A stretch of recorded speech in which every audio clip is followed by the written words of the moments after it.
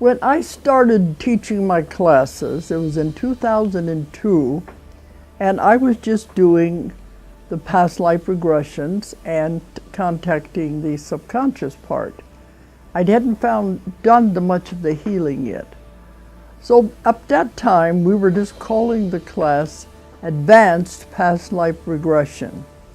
But then as the time went on and we found how powerful this was and what we could do with it, a lot of the students began saying, you know, advanced past life regression doesn't really tell what it's all about. This is so much more than that. We think you should change the name. So it was a few years ago we decided to change the name to Quantum Healing Hypnosis Technique. Because that's really what it is. It's quantum. It's so big and so important.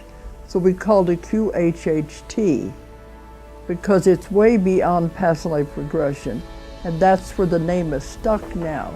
And this is the healing technique that we've now been teaching it, well, since 2002, that's 12 years. I encourage anyone interested in quantum healing hypnosis to please take advantage of the training that is now available online. You can find it through my website, DoloresCannon.com. Okay, like I said, I picked her, and we've got big things to do. Ooh, and I'm feeling it right now.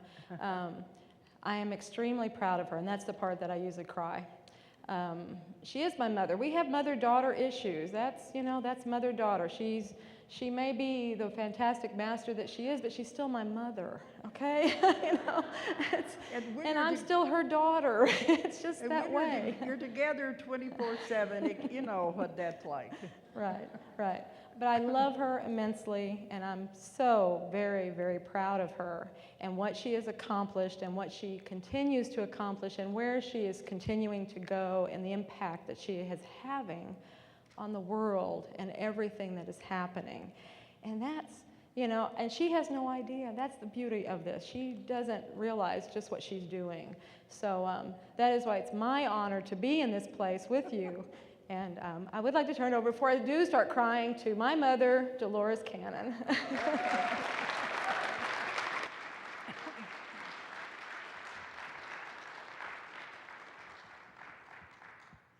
That's rare. It's very hard, very unusual you have your kids say anything good about you. Okay. But yeah, everything is growing and growing. Our company is growing by leaps and bounds, and we are getting better authors all the time, and we're spreading. And it's amazing what the company is doing. And also, we're continuing to travel all over the world.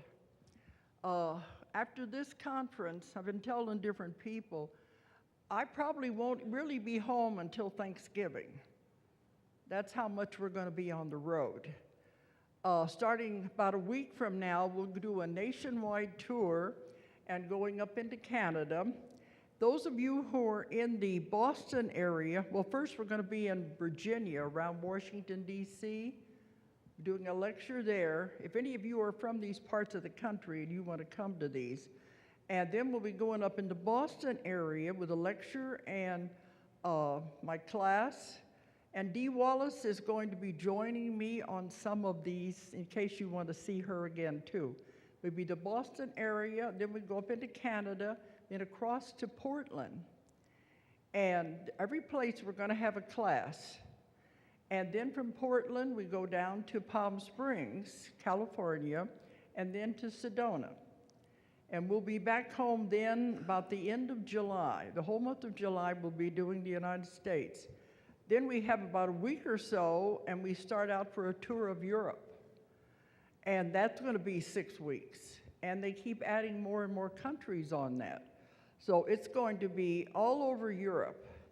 And then at the last minute, once I had the tickets bought, a last minute thing come in, and I'm only going to be home from Europe 2 days. I have to turn around and go to India. It's a massive, huge conference. It's very, very important conference in India. It's meeting of the spiritual scientists. And they said it is a big conference, and I'm going to be the keynote there, so that I got to do that. Even though I'm only going to have 2 days, that's hardly enough time to get over the jet lag from Europe before I turn around and go to India. Then I'm only going to have a week getting back from India, and we go to Singapore and then all over Australia. And we're not going to go to New Zealand this year because our friends are in Christchurch that put it together, and they had that massive earthquake that has destroyed Christchurch. So we said, we're not going to do that to you.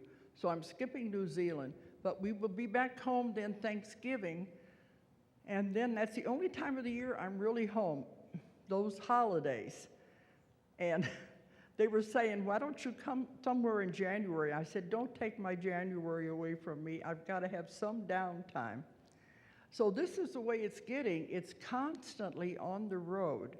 And we're booking already into 2012. More countries, more traveling. So it's reaching so many people. But this is what you do. You have to do this and get the word out. And they take care of me, and so they know it wouldn't put too much on my plate. But anyway, and I'm still writing more books, too. I write at night.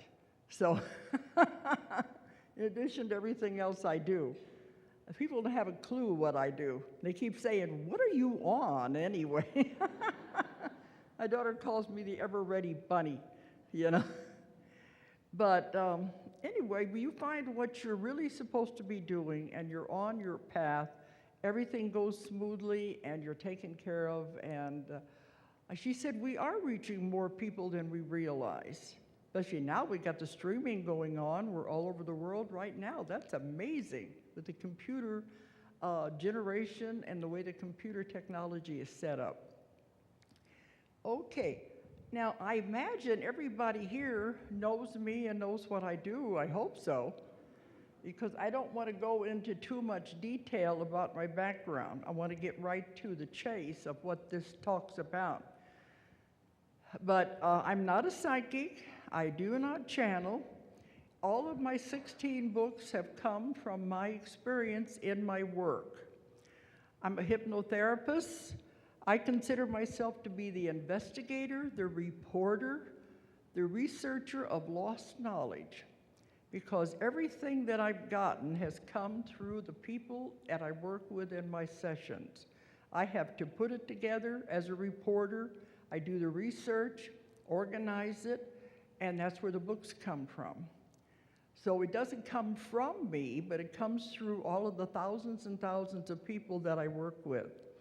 But I've been doing this now for over 40 years.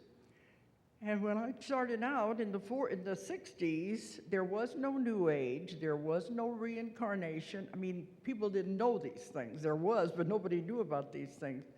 They didn't know about reincarnation. They definitely didn't know about past lives. There were no metaphysics. There were no New Age stores.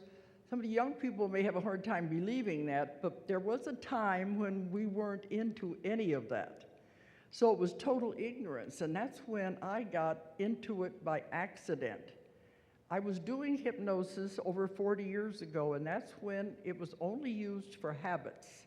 Stop smoking, lose weight. That's how long ago I started.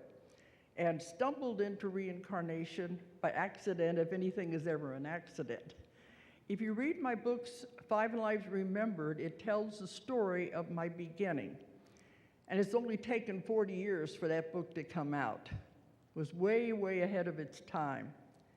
I tried for many, many years back then to get it published, and they said, what are you talking about, past lives? We don't even know what you mean. So there were no stores, nothing, and I had all these rejects for so many years. I just said, oh, the heck with it, I'm moving on.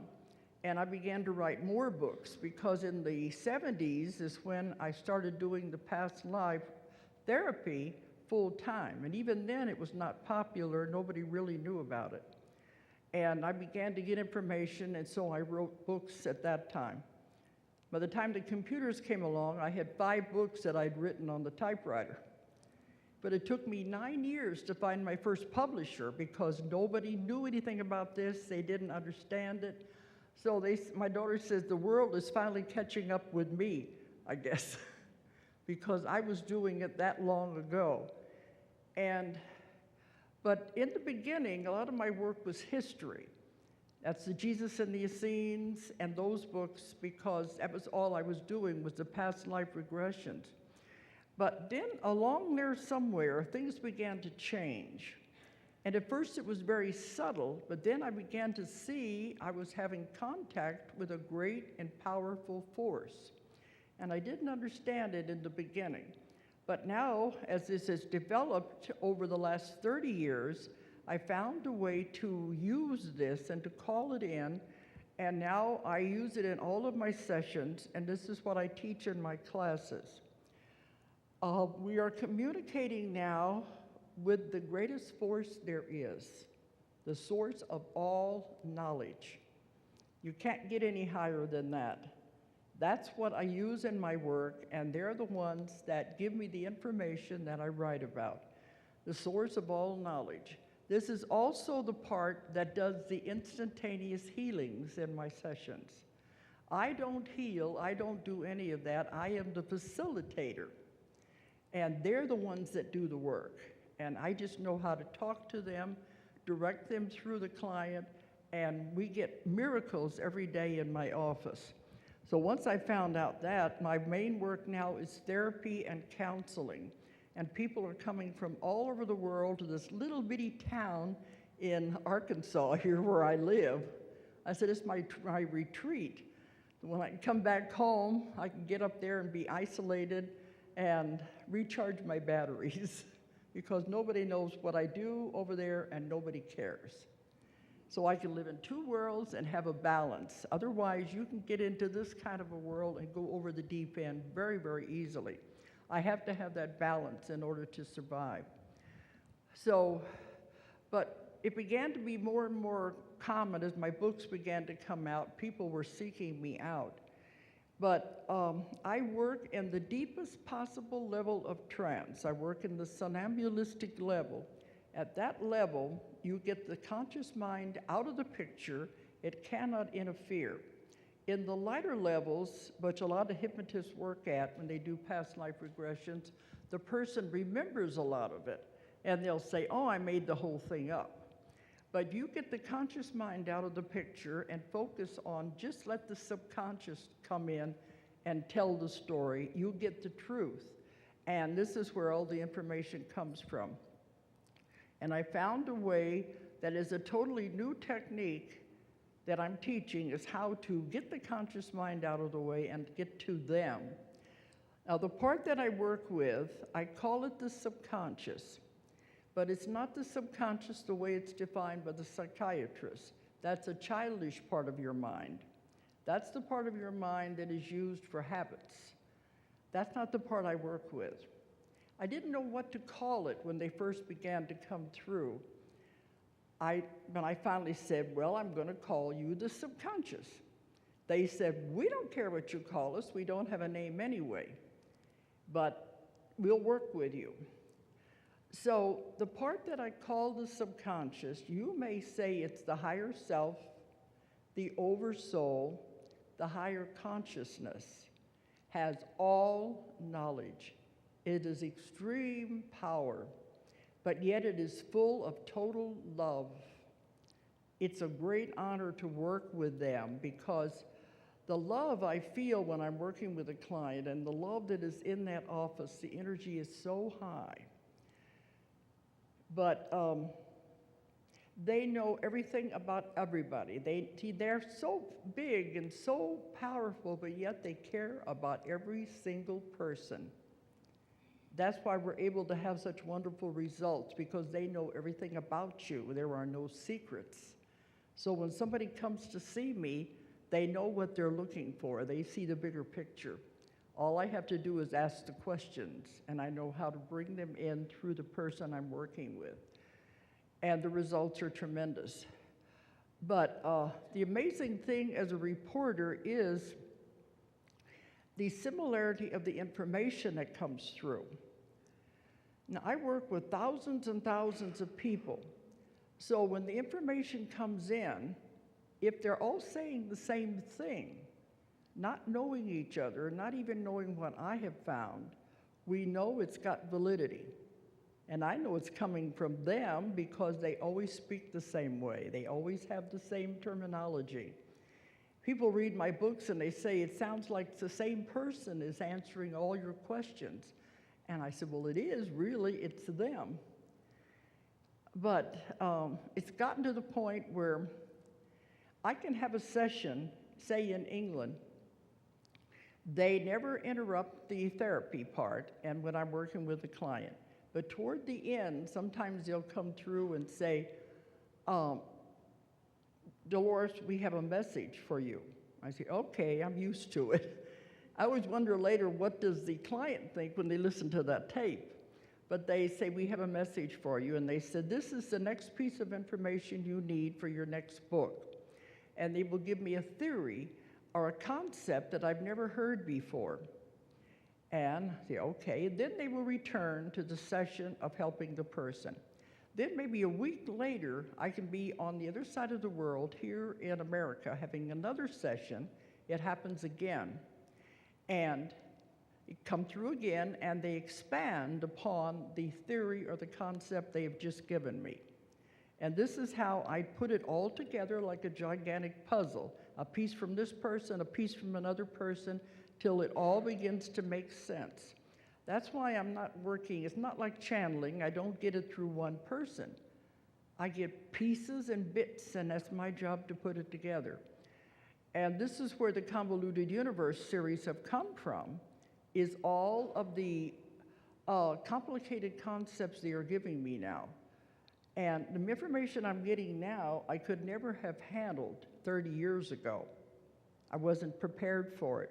But they know that. They know what you can handle. They never give you more than you can take, or they never give the client more than they can handle. So they give it to you in bits and pieces, like spoon feeding. So what I was getting 30 years ago was what I could handle at that time. They told me recently through another client, they said, he is where you were 20 years ago. He's not ready for these things yet. He said, you don't give a baby a 3-course meal. You give a baby milk, then cereal, then crushed vegetables. You don't give a baby a steak. So they're not going to dump a whole lot of information on you that you can't handle, or you just throw it away and say, doesn't make any sense.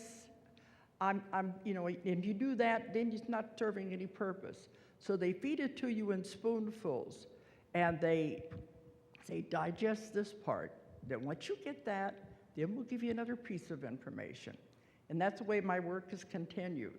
Because in the beginning, when the concepts began to come through, I was thinking, I don't understand this.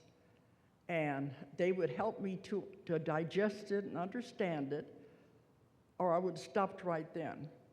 I kept saying, you're messing with my belief system. I got it all figured out.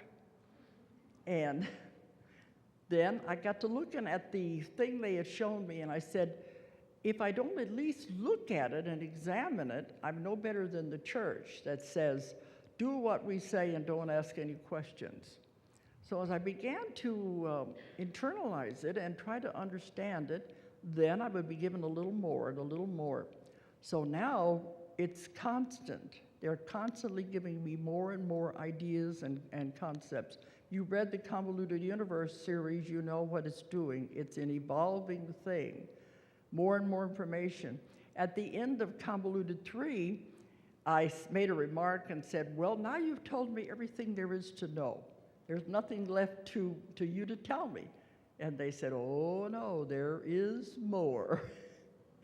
And that's how we ended the book. And after that, I have more than enough because I've been working on 3 books.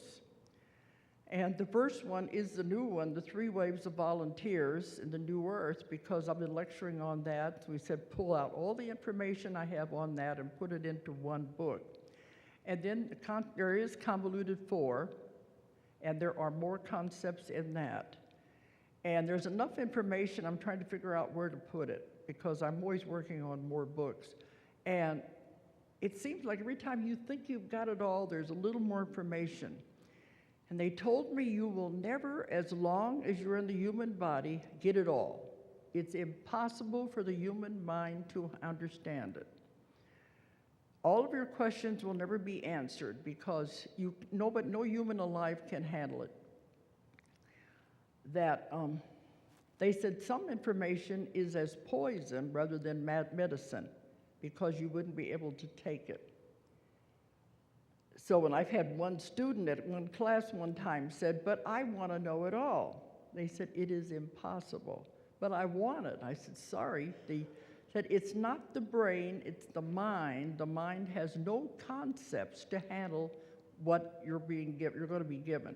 Now, if you remember in Guy Needler's, see how complicated it was getting. So they think it's time now to begin stretching our minds and giving us a little more information that we can handle. So we're being fed more and more and more. And those of you who are into metaphysics are better able to understand these concepts than what they call the sleepwalkers out there. Ones that are walking in their sleep because they have no idea of what's going on and what it's really all about. But that we at least have a better grasp on these metaphysical things. So I'm going to be going into some things. At first, I didn't want to cover a lot of stuff. I didn't want to go over your heads. But it seems like now is the time to start getting into some of these things. Because when I'm lecturing at an audience, I try to stick with where I think the audience is. But sometimes they get into the questions, they begin to ask more complicated questions, and I said, okay, maybe they can handle some of these things. So anyway, I'm going to try to put some new information into this lecture that's going to be going, it's in the Three Waves book, and it's also going to be going into Convoluted 4. Okay, now where to start? That's the thing. All right. The first thing to remember, see, some of the other speakers have been touching on some of these things, and I said, I guess it is time to get these things out. We all began with God, and God is a tremendous force. I've had many, many people have sessions where they've gone back to when they were with God, and it's beautiful, it's wonderful, just total love, and they don't want to leave. They always describe it as a bright, beautiful light. Sometimes they'll say it's like being in the sun. They call it the great central sun. And when you're there, everybody is together, and they have no desire to leave. It's extremely beautiful and wonderful. And this is why a lot of people say they feel a great separation when they go off. But this is the way it was in the beginning. We were all one with God. Then God wanted to explore. He wanted to was curious. He wanted to experiment. That's when he burst out in all directions. When he did, all of these sparks flew out in all directions. And when I take a person back to what they really, really are, they're just a tiny, tiny spark of light. That's what you all are. You're just in this vehicle right now, what I call a suit of clothes. This is the costume you're wearing right now to play this part in this play. But your real soul is just like a tiny, tiny spark of light. When these tiny sparks of light flew out in all directions, some of them became galaxies, some of them became planets, and many of them were just the individual souls. And God said, go forth, my children, and learn. Learn everything there is to learn. Have experiences, learn lessons, learn everything, then return to me with all of your information. That's why they say there is no bad, there is no good. Everything is energy. Everything is experiences and lessons. So when we all have bad things that happen in our lives, that is life. But I always ask the person, what did you learn from that experience? Sometimes they haven't even thought about that. If you've learned one thing, that was the reason for having that experience. If they say, well, I didn't learn anything, it was just horrible. Well, guess what's going to happen if they say that? They got to do it again. They failed that grade. You have to do it again, and it'll be with the same people, same experiences, even be harder the next time. Because this is just a school, and it's only one of many, many schools you will attend. But when God sends us out, remember, we're on these adventures accumulating everything we can accumulate. We are like cells in the body of God. But when you're having these experiences, they've said before, it's just a play, it's just an illusion. I've had people, when they've gone through the death experience, they look back and they'll say, it's just a play. I see all the actors on the stage, they're playing their parts. The people are standing in the wings and getting ready to come on stage and play their part. It's just an illusion. But when I was in it, it seemed so real. But now that I'm over here, he said it's like a blink of an eye. That's how quick it is. We get caught up in it. That's why you have to learn to figure out, remember, you designed. It's your play. You're the producer, director, actor, and writer of the script. If you don't like the way the script is written, rewrite it. That's how easy it is to do. Once you understand, you really control all of your life. You control the whole situation. It's your play. And when we come in, we have all these other souls who've agreed to play different parts. And they have meetings over there when you're on the spirit side. Whenever you have gone through your life, you've just died, you go through a part where you do a life review. And you look over the life you have just left. What did I do right? What did I do wrong? What should I make amends about? And there's nobody up there judging you. You judge yourself. There's no harsher judge than you yourself. You see what you shouldn't have done. And then you see, I hurt this person. I shouldn't have done that. I shouldn't have said that. So you talk to these other souls. And you'll say, well, we didn't do such a good job. Let's go back and do it again. This time you be the husband, I'll be the wife. Or you be the mother and I'll be the child. You can switch roles away any way you want because it is just a play. And we make agreements. Okay, this is the part I'm going to play. This time I'm going to be the villain. But you'll learn something from it. And you design what your life is going to be like. And I have had this through thousands of people. I know about the planning sessions. I know when you make the agreements and when you're talking to the other souls. And you'll say, okay, I think I'll learn a better lesson if I have this hard thing happen to me this time. And this other soul will say, okay, I'll be the villain. I'll do it to you. Now, on the other side, you may be best friends. But when you come in here, they're playing the villain. And many of them play their parts very, very well, as you all know. But it's an agreement you make before you come in. I'm going to have a hard life this time. But if you look back at it, what did you learn? I have heard stories you wouldn't believe from my clients when they come in. Horror stories about the way people were raised that you wouldn't believe. But when I have the session and I ask, why did they have to have such a tarred life? They'll say, they chose it. They set it up. And I said, why? And they said they had to learn to survive. They had to learn how to grow. They had to learn how to forgive. There was always a reason why. And it's very hard. Once they understand that, then they move on. If you don't, you have to repeat it again with the same people. And my clients say, I don't want that. I'm done. I don't want any more of that. I'm out of here. Well, then I said, you better get rid of the karma now. You better forgive them and release it, or you're going to have to come back and do it again. But this is a school you come to learn lessons. The lessons are hard. The hardest part is when you come in, you have your plan. This is what I hope to do. And this is all the contracts I've made with all these people of all the parts they're going to play. Then you come in you forget it all. The veil comes down, and you can't remember anything. I had one woman going through the birth experience, and she said, I got to remember. And then she's born, and she said, I don't remember anymore. And I asked them one time, wouldn't it be easier if we knew why we were here, if we knew our connections with all of the other people in our lives? They said, no, if you knew, it wouldn't be a test. If you knew the answers, it wouldn't be a test. The ETs have said we are the only planet in the universe that forgets when we come in.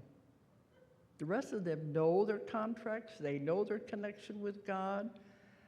They are very close to Him. We forget because we chose to do that. This is, like my daughter said, the most challenging planet in the universe, the most challenging planet in the solar system. Because to come here, you really wanted to learn a lot. It's very, very difficult. You come to Earth to learn emotions and limitations. So you choose it for that reason. But what I've found is, well, when you're making your plan, see, Earth is not the only school. You have to take all the grades before you graduate and finally go back to God. Earth is not the only school.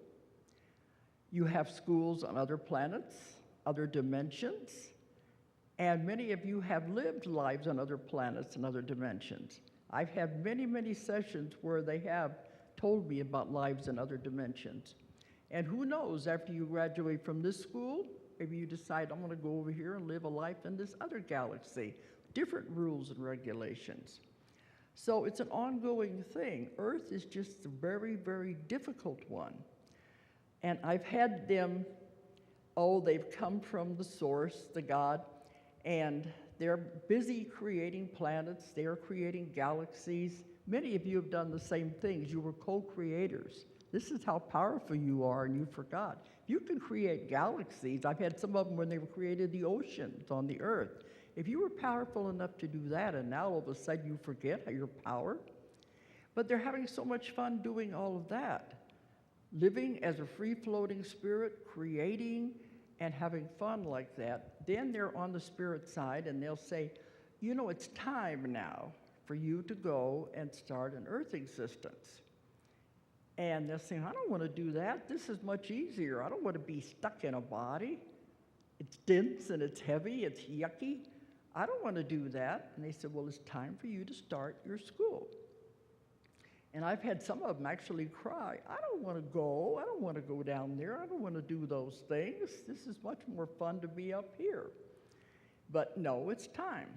But you agree to do it because, you know, it's part of your advancement. So, okay, once you sign the contract to start on the Earth school, you have to do it all. And believe me, it's not easy. This means you start with everything, as some of the other speakers were showing you. And I've had all this proven because I have many people go back to these lifetimes. I'm going to say it linearly, we do know everything is simultaneous now, but the only way I can put it into a concept I can understand is think linear. So, in the beginning, you have to be air, part of the atmosphere. All of these are lessons you have to learn before you can move to the next step. I've had people go back to whenever the Earth was in its volcanic stages, before any life was there. Volcanoes are erupting. The air is full of ammonia, and there's no life on Earth yet. They are part of the air. Their job is to help clean the ammonia out of the air. They have to do that before they can move on. And I've had many people do that when there were gases and different things, chemicals even, and even different things that I kept thinking, well, in the beginning, they're talking to me, they got a personality, but they don't have a body, they're just part of the air.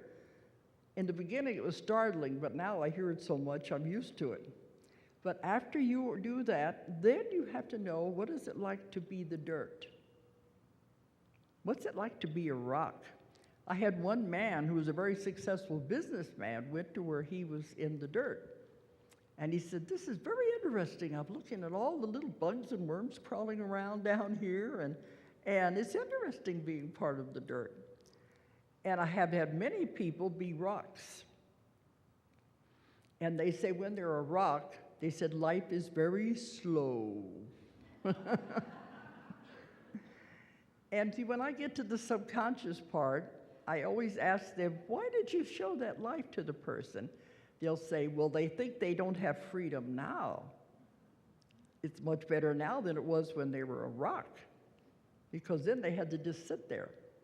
Every time we have a session, the subconscious explains the meaning for the person's life.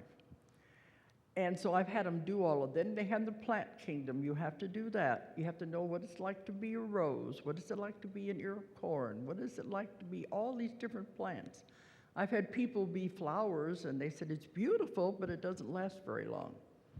So I've had them go through all of these things. In some of my Convoluted Universe books, I have whole sections on people having lives as these different forms of life. And once you understand this, I think you can put ecology and the environment into a whole different way of looking at it. Because we're part of this. We have all been part of it. We need to take care of nature better if we know we're all part of us, different stages of development. So then you have to be animals, you have to be insects. I've had people be worms. I had a real interesting one that's going in Convoluted 4 where the first man went back to a lifetime as an ant. And it was very fascinating to follow the life of an ant. And he had adventures and everything. Then he dies as the ant. He's taken to the other side. He's taken before the board where you do your life review. And I'm thinking, that'd be interesting. What kind of a life review can an ant have? But Dave is saying, you did a good job. You learned about cooperation, about working together as a unit. Those are all very valuable traits. So now you're going to have to go and do another lesson. You learn one, you do good. You don't have to repeat that class. Now you're going to have to learn something else. Maybe patience, maybe love. Who knows what it is? You can't do it all in one lifetime. So it was fascinating to see the little ant as he evolved, and then he had to come back as something else. And I've had him be all kinds of animals, and I always want to know, how does an animal think? How does he see? How does an animal feel? And it's amazing, that's my curiosity, it's amazing how you interpret things. And we're all one. We all have the same ambitions and goals and everything. It doesn't make any difference. It's all life. Everything is alive. But then after you get through being an animal, then an animal is a group soul. And you have to be able to separate from the group soul so you can become a human being. And to do that, you have to give the animal even an individuality and a personality. This is why they say when you take a pet into your home or you give an animal special attention, love is the answer to everything. You are teaching that animal so he can separate from the group and be able to become a human. You give it a personality and individuality and separates it. The group souls are like herds of cows, colonies of bees, colonies of ants, flocks of birds, they all operate as a group. But you separate from that when you're going to move up the ladder into the human part. So they said everything is alive. They said if there's one thing you could tell people is that everything, this table, this microphone, the floor, the desks, the tables, everything has life. Everything is vibrating at different frequencies, but it is all alive. It all has consciousness. I know a lot of you probably talk to your cars, don't you? You give them names, you give it a personality. They said everything has life. And even down into the fibers of the rug, there are universes within the fibers of the rug. From the microcosm to the macrocosm, everything is alive, and they're all beings. I've had people even go to where there were cells. That's amazing. So we know everything is alive, everything is there. You're all experiencing something. Some of these lives are short, and then you can go on to the next ones much faster. But nothing surprises me anymore. The last client I did before coming here was a big giant bird. And she didn't even know if she believed in reincarnation. She said, I never even thought about past lives, but she was a big giant bird. But not at all what we were expecting. But the subconscious said, it's time for her to spread her wings and fly. She was holding back on what she was supposed to be doing with her life. So every time the subconscious picks a life for the person to see, it's always got a reason. So anyway, when you get into the human, then you have to be everything. Everything. Have to be male and female many, many times. And I have men get upset with me when I say that. What do you mean I've always been a man? What would you learn if you had always been one sex? It's got to be balance. You have to have balance. This is one of the causes of homosexuality. They've been one sex too many times, too many lifetimes, and then the spirit side says, okay, now you got to switch because you got to learn that lesson. I don't want to do that. So they come into the body, and a lot of men will say, I feel like I'm a woman inside of a man's body because they were a woman in many past lives, and now they're a man. You have to learn what it's like. And sometimes the first time they make that switch, it's difficult. And I had one man start crying in the audience, and he said, finally, you give me an explanation I can understand. But this way, if you knew the rules of reincarnation, there is no judgment, there's no prejudice. We're all living our lessons, we're living our path. You never know the path of another person, you never know what their plan is. So you can't judge. But you have to be male and female many, many times. Then you have to be every race in the world, every religion in the world. You have to live on every continent in the world. Can you see if people understand that, there would be no prejudice? If you're prejudiced against anybody, race or religion, guess what's going to happen?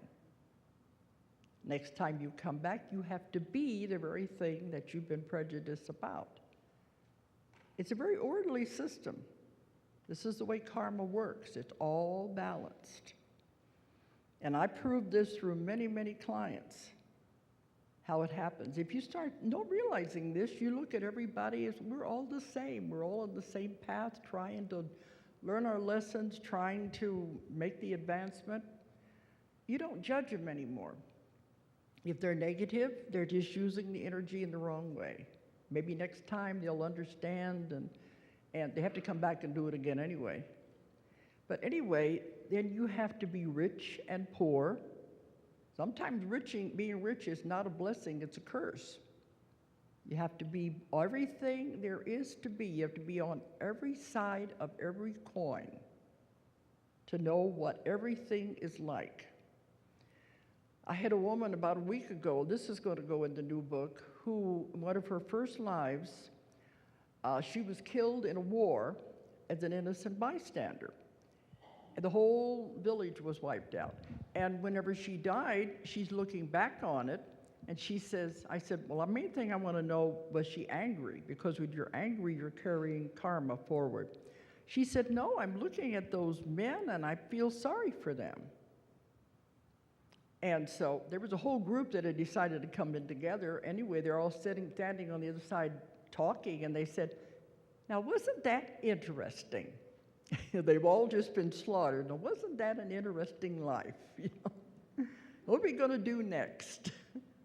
Well, her next time, when she went before the board, they said, all right, now you've got to understand, we'll have you come back the next time as the warrior. So you can understand what it's like to have to kill, do what somebody tells you to do without being able to get out of it. So she can understand both ways, the victim and the murderer. And it makes perfect sense when they're into that. And this is where I ask lots and lots of questions because I want to understand all of these things. But then you move on to something else. You learn one lesson, then you go on to another lesson and learn that and move on and on and on. Until finally you get to the point where you don't really have a lot you have to keep coming back for. Because I've had them before the board and they said, well, they're showing me 4 lives. I can pick what I want to do next time. And I don't want to be a man. I think I want to be a woman. And I don't know about life as an Eskimo. That might not be much fun. Or living in the jungle. But they said I'm going to have to do them all eventually. Which order do I want to do them in? And they'll pick the one they want to come back as next. And they want to save the hard ones and split it off as long as they could. But are you following me all of this? This is what all of you have gone through. We make the plan. We're going to come into Earth School. This is all part of it. So anyway, you keep doing this until finally, maybe you've learned all your lessons and you can graduate. Then you go back to God. It's a recycling thing. And see, I lost the thought there. When I lose a thought, it always comes back. But oh well, it'll come back in a minute. Anyway, the whole program. Oh, I hate that when I lose a thought, but it'll come back. Okay. So when you graduate, then you'll be going on to something else that may be totally different. And I tell people, once you figure out what it is, in your own life, you repeat the same lessons again and again. I have clients who draw the same kind of a man into their life again and again and again. When are you going to learn that lesson and move on? Because that's the way it works. Again and again, the same circumstances, same type of people. And once means you're failing that grade in school, you have to keep doing it again and again until you get it right. Then you can move on.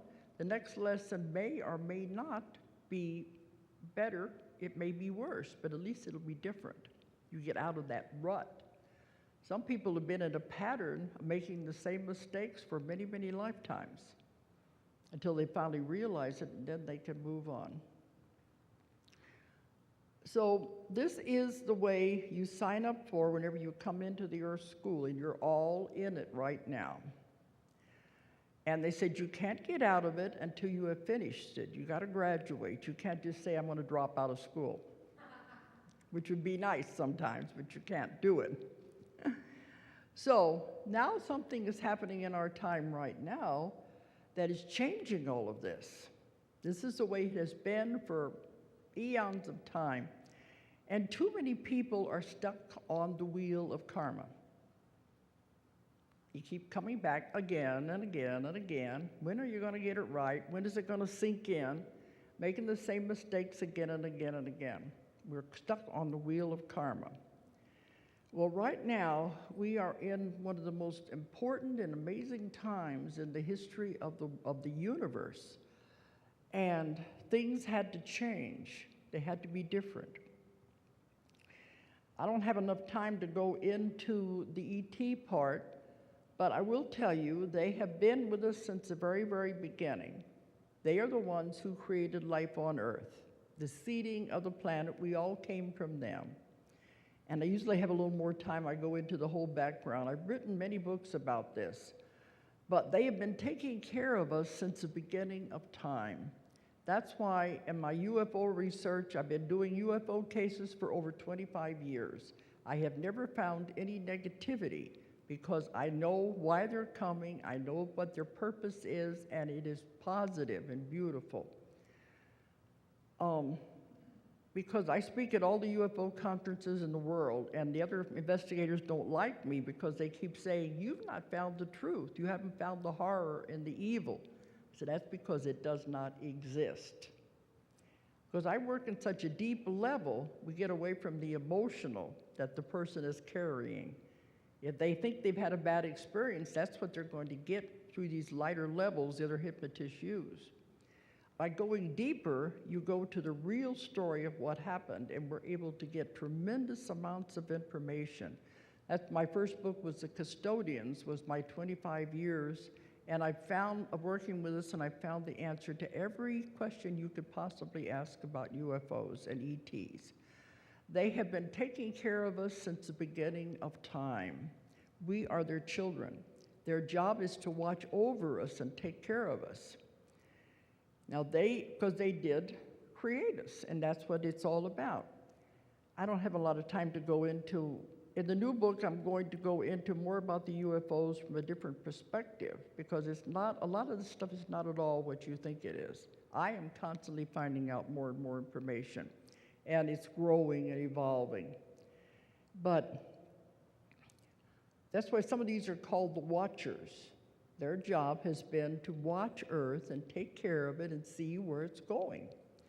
Now, when life on Earth was created, they said, let's give this beautiful planet a creature with intelligence and free will and see what he does with it.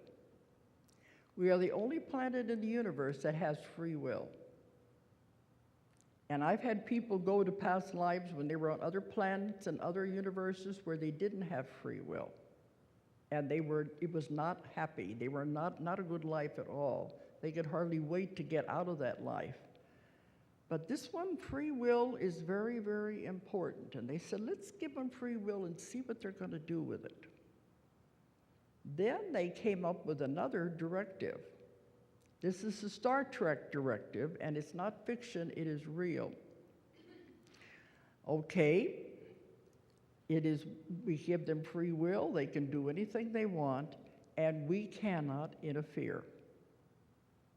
We cannot interfere with the development of a civilization. We gotta let them do what they're gonna do and just see how they do it. And so along the line, as the species began to develop, they came and gave them the next advancement. This is what Giorgio was talking about last night. Everything he was saying, I've found and I've written about, where they came and lived among the people. Every culture in the world has the legend of the culture bringer. The Indians have the corn woman who brought corn and showed them how to plant. Other civilizations have the legends of the ones that give them fire. They teach them how to hunt. There's always someone who is a culture bringer. Every culture in the world has these legends.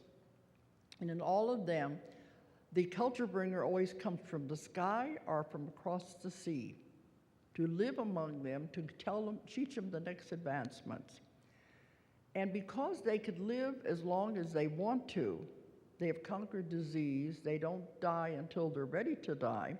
They lived among these people for so long that they began being treated as gods, just like Giorgio said, because they didn't understand anything different. And I've had people who were these so-called gods, and they were living among these developing civilizations, and they say, why do they treat us like gods? We're not, we're just beings. This is just our job.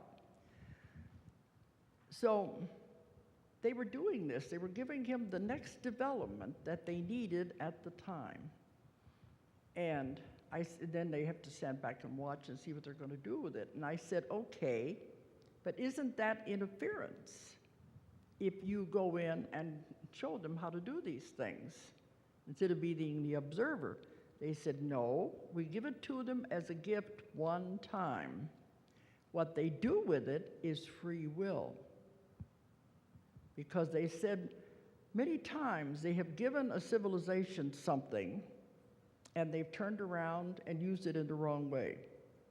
And in our time too, they turn around and use it as a weapon. They've done that many times in the past. Now, in the time of the Aztecs and the Mayans, whenever they turned to sacrifice, when they were cutting the hearts out, they said at that time they were teaching them medical practices and how to do surgery. But they didn't understand, and they turned, I think maybe the wise man had died. They didn't know what the reason for it was, and so they turned into cutting the heart out to present it to the gods. And in our time, too, they give us an advancement, and we turn it into a weapon. So I said, okay, couldn't you come back and tell them they're not doing it the way you wanted them to use it? They said, that's interference. We give it to them one time as a gift. What you do with it is free will. And we can just stand back and shake our heads and say, what are these kids up to?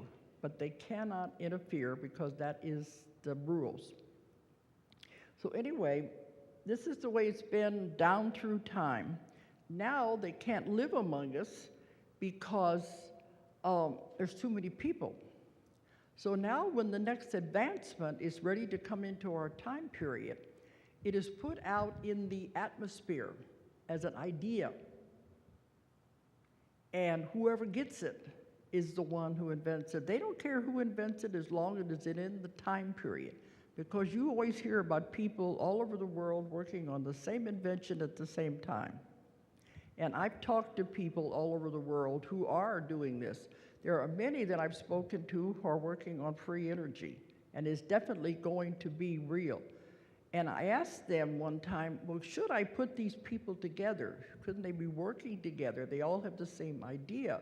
They said, no, that would interfere with it. Let them all work independently. You put them together, it dilutes the power and the energy.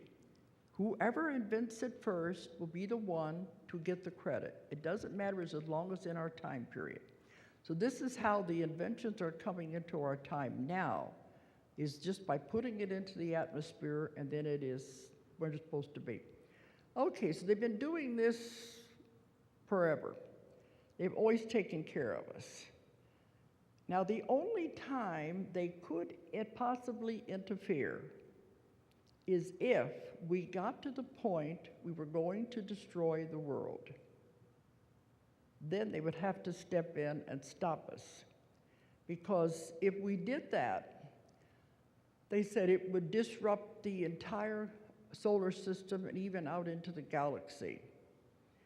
And people said, well, what does it matter, a little bitty planet like Earth? And we are a small planet, isolated over here in this part of the solar system. We're isolated on purpose. We are quarantined. They don't want our violence contaminating the rest of the population out there. So we are isolated over here until we get our act together. Then they'd be more than welcome to have us come in with them. But people said, well, what would it matter, a little bitty planet like us, if we did blow ourselves up? They said, everything is in order, everything is planned, and if one planet like this destroyed itself, it would have reverberations throughout the solar system. It would have reverberations all the way through the universe. Also, it would have reverberations into other dimensions. There are dimensions all around us all the time. There are people living in those dimensions. There are cities, there are civilizations. We can't see them because they're vibrating at a different frequency. It's just like when you watch a propeller blade or a fan blade, when it speeds up, it becomes invisible. They're vibrating at a different frequency, but they're there. Now, the ETs know how to go back and forth between these dimensions. And as she was saying in the book Twitters, and I've had many, many cases of that, we constantly go back through dimensions too, and we're not even aware of it.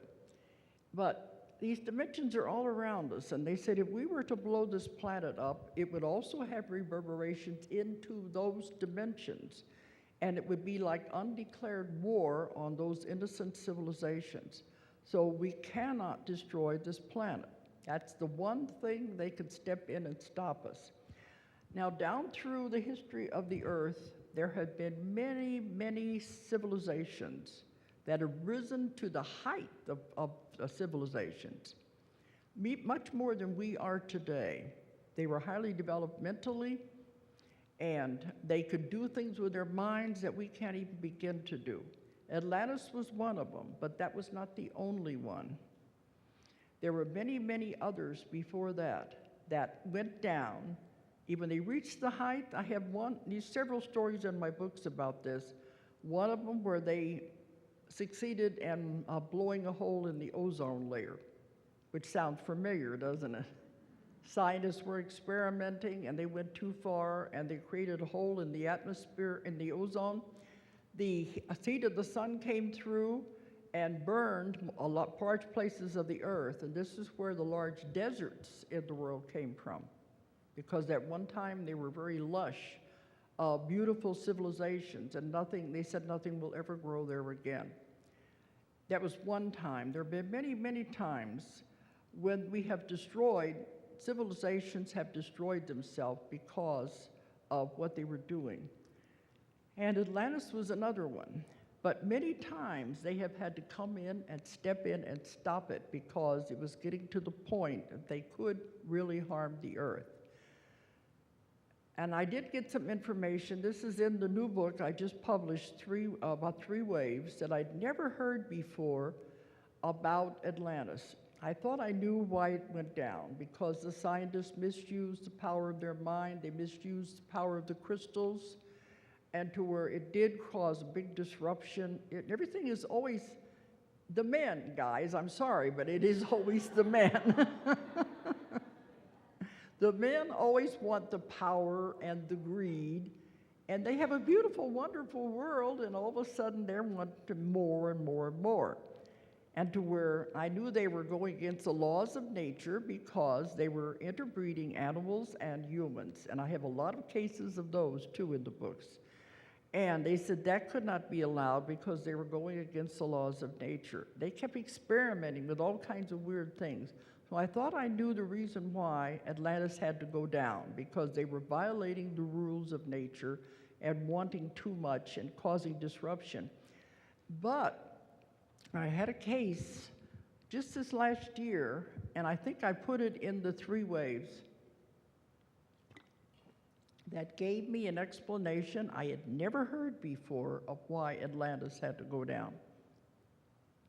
And when I asked them, I said, I thought I knew all the reasons. I've never heard this reason before. They said, that's because we have never told you before. We had never told anyone till now. And what it was, they said they were working with dark matter, which I think you can think sounds like antimatter. The scientists, they said, were working with dark matter and doing things they weren't supposed to be doing with it. And scientists always want to learn more and more and more. They don't worry about the consequences.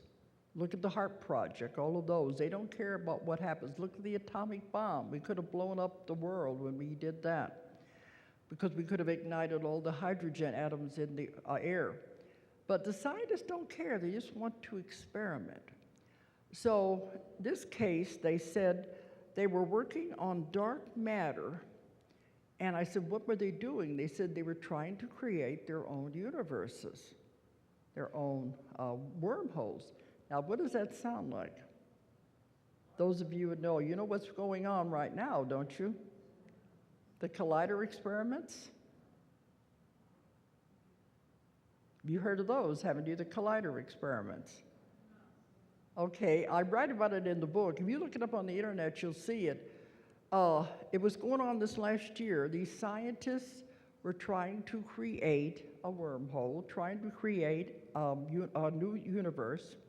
And they have built this huge machine. They said it is the most powerful machine in the history of the world to shoot atoms and things at each other. And the explosion, they said, they're hoping, create a new universe and create a wormhole. And this is why they're always saying, we want you to know these things because you're repeating the same mistakes now. Well, these scientists that are doing the collider experiment are working with antimatter. And this is what they said they did in Atlantis. They were working with dark matter. And when they were doing it, it got away from them. And it began to destroy the grids of the earth.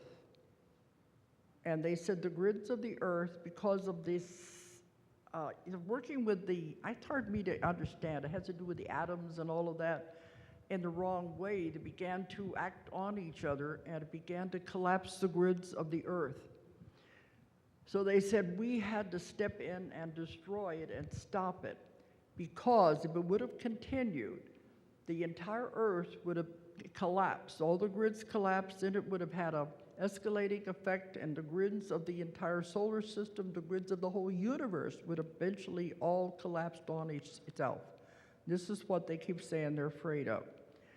So they said we had to step in and destroy the population at that time. And I'd never heard that explanation before. But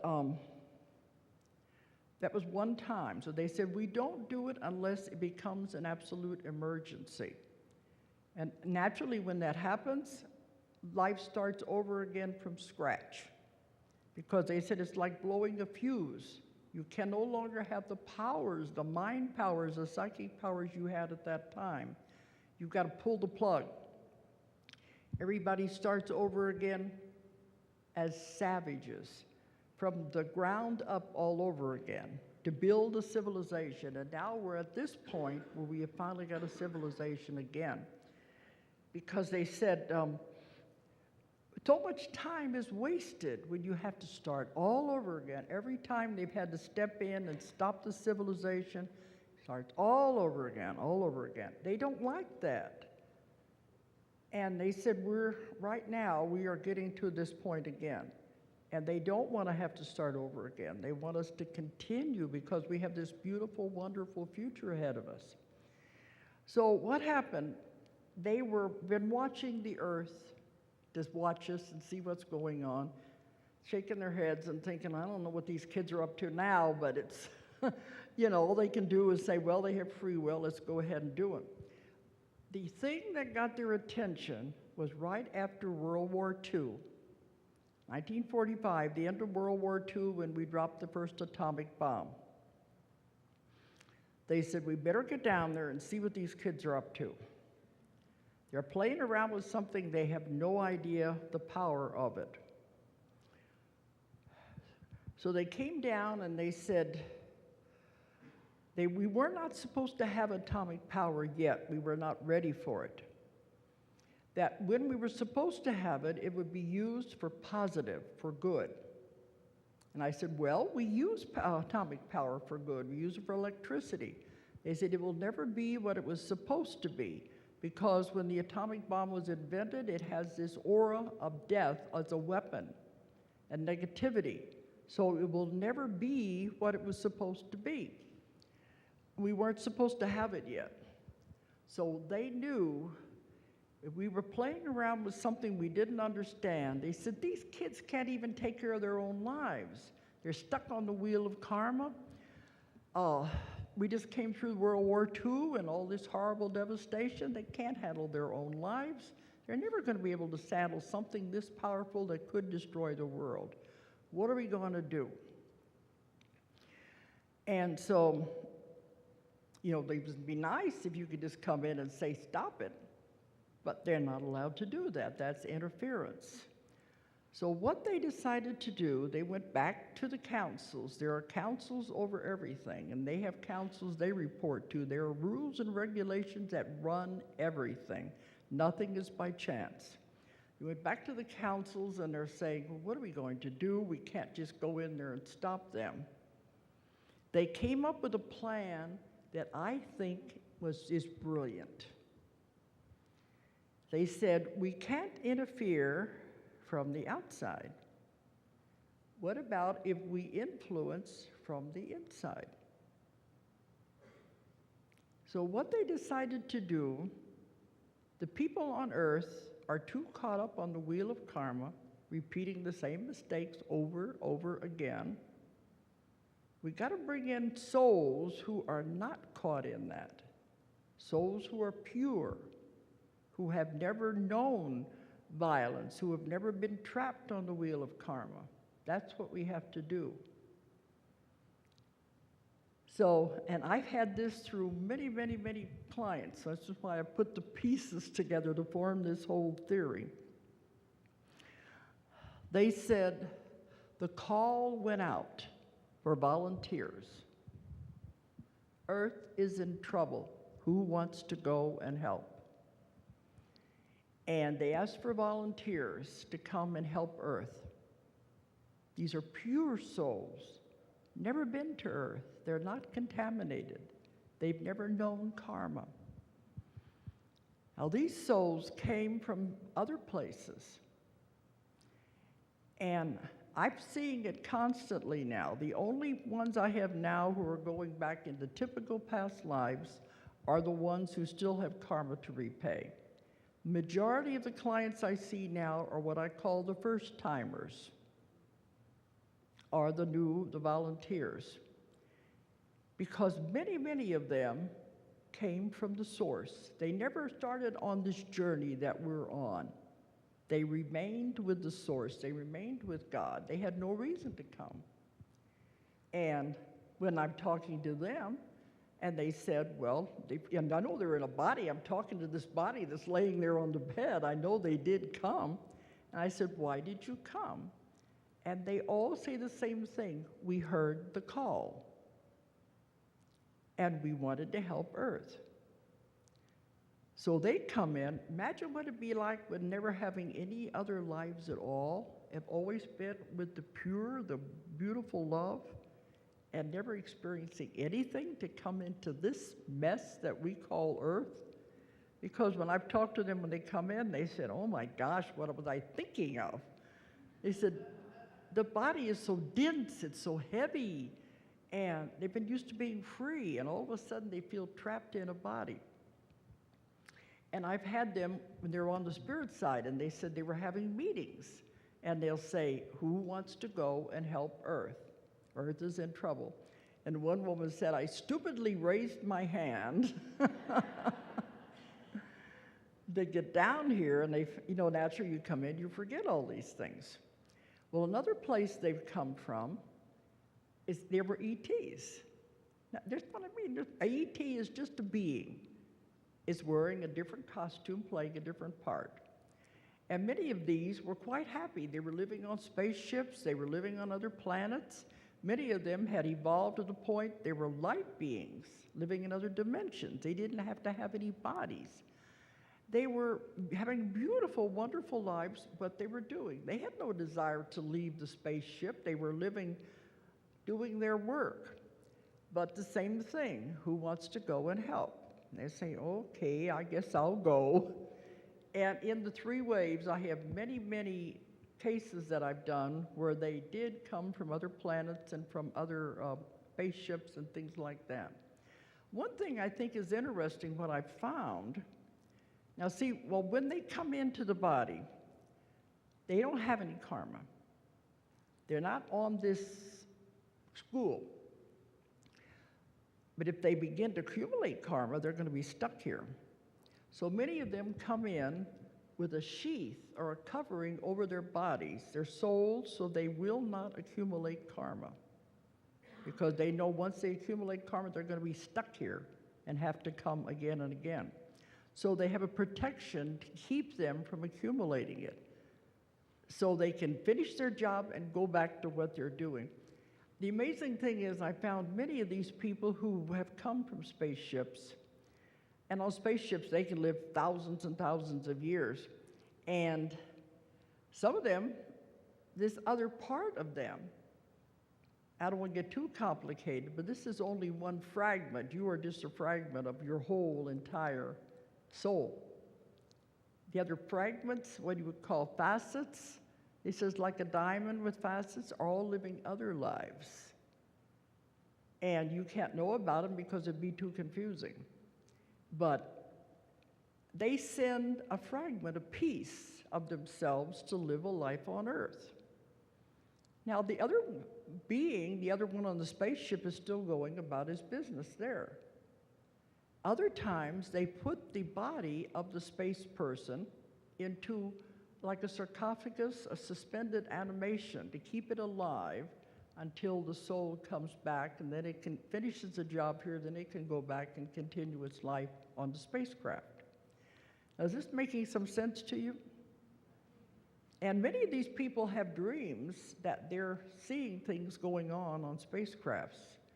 and they don't know what it is. But they finish their job here, and then they're going to go back because they have no desire to stay in this. They have perfectly beautiful life there. They want to go back to the other planets. They want to go back to what they're doing. This is just like I guess, an assignment like you do when you're in the military. Go over here for a lifetime and help that. So these are all people who have volunteered to come. But Earth is such a very difficult place to live that they come in here and it's very, very hard on them. Now, I get emails and correspondence from all over the world. They always tell me the same thing. I don't want to be here. I don't like it here. I don't belong here.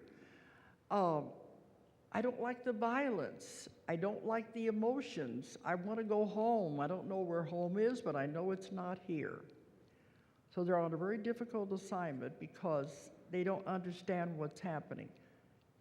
So, and now that I've done these radio shows, I do the Coast to Coast, and after we do the Coast to Coast show, I get 3,000 emails a day. And we hear these same things from everybody. And we get emails from all over the world. And they said, I'm so glad you're saying this. I thought I was the only person in the world that felt this way. You don't know what it feels like to know I'm not alone out there. Others are having these same feelings. So I ended up dividing these up into 3 waves.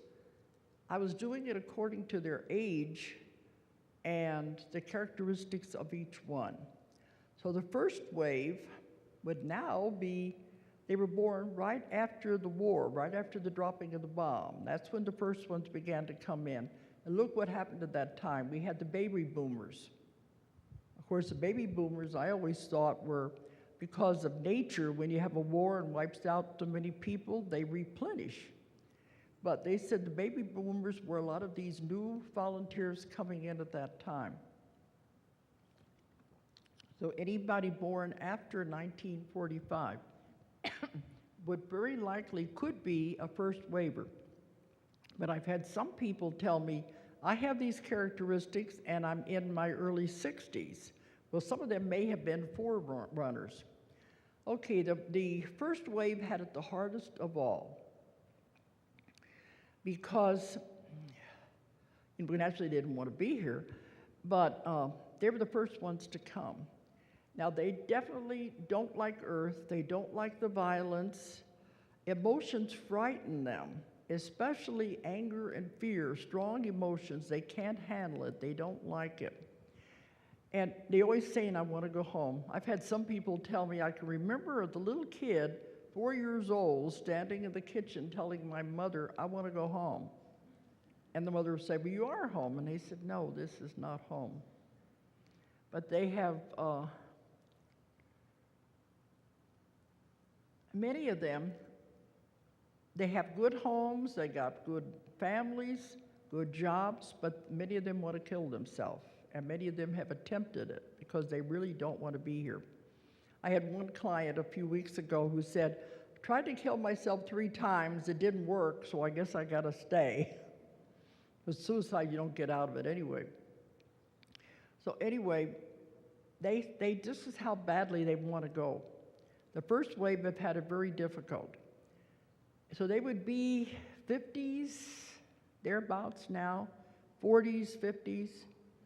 And I wrote the book Keepers of the Garden. That was the first case I ever had of a first-timer. He came from outer space, and I'd never heard of it before. I one in that book was written in the 80s. Now I have hundreds and hundreds of these, and they're mentioned in many of my other books.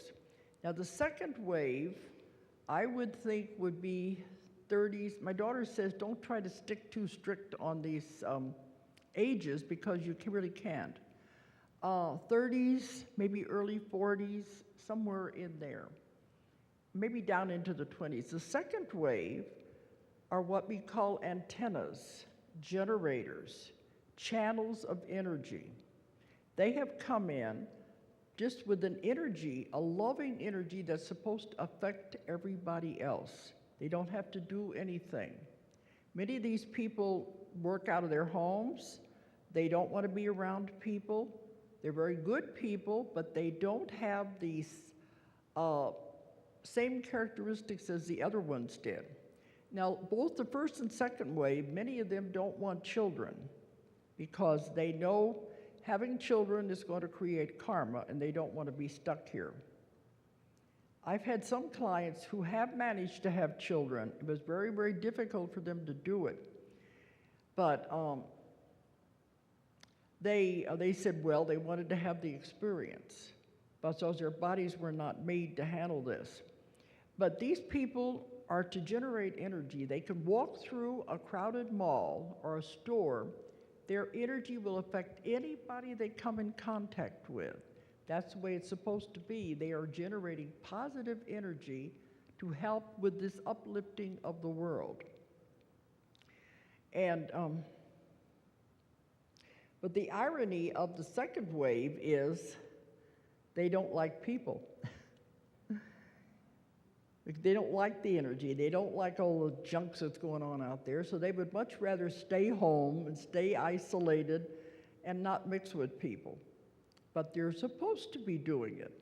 You're supposed to be out being around people anyway. So the second wave, when they come and they'll ask me, what am I supposed to be doing? They always want to know, what's my purpose? What am I supposed to be doing? Usually it'll come out, you're not supposed to do anything. You're just supposed to be. And later they'll say, well, I want to be doing something. And they said, you are. You're doing it by just being. That's the second wave, or spreading the energy. The third wave, of course, are the children. The ones that Cinnamon were talking about. These are the hope of the world, the new generation that are coming in. Now, the DNA is being changed in everyone. It has to be in order to go into the new earth. The children are coming in with the DNA already in place. We're the ones that have to catch up. And I find that I'm trying to watch the clock because I'm going to try to get a whole bunch in here as quick as I can anyway. But they are coming in to change the world. They are the gift of the world. As at Cinnamon, we were talking about that too. They're misunderstood because they're so highly advanced. But our DNA is being changed to catch up with this because it all has to be, as we vibrate differently to go into the new earth. I speak at conferences about the new children, and they had panels of these kids, and that's when I found out how they're thinking. But they had a TV show not too long ago, about a year or so ago, where some of these children, 10 years old, have already graduated from college. Many of them are forming their own organizations. They're just children. They're already forming their own organizations. And guess what the organizations are for? To help the children of the world. They already know their mission. They're doing it. So these are the hope of the world. This is the gift of the world. They said this is the new generation that's coming in. So these are the ones that will lead everybody into the new earth. Now, we are moving into the new earth. The earth is a living being. It is going into its next incarnation. It's going to do it regardless. It took it longer to do this, but it is evolving like people do. It's going into its next incarnation. So it doesn't care if we go with it or not. It just as soon we didn't go. We're like fleas on a dog. Look at what we do to the earth. But it is going to go. It's moving into another dimension. The vibrations and the frequencies of this planet are moving into the next dimension. And if we want to go with it, we have to change. We have to evolve. And our vibrations and frequencies also have to change to match it. But this is what we're talking about, the new earth, and separating and going into the new frequency. The first time in the history of the universe that an entire planet has changed its vibration and is moving into another dimension. It has never happened before. And all the ETs, all the beings, everybody are out there watching. They said, this is the greatest show on earth. Are we going to be able to do it?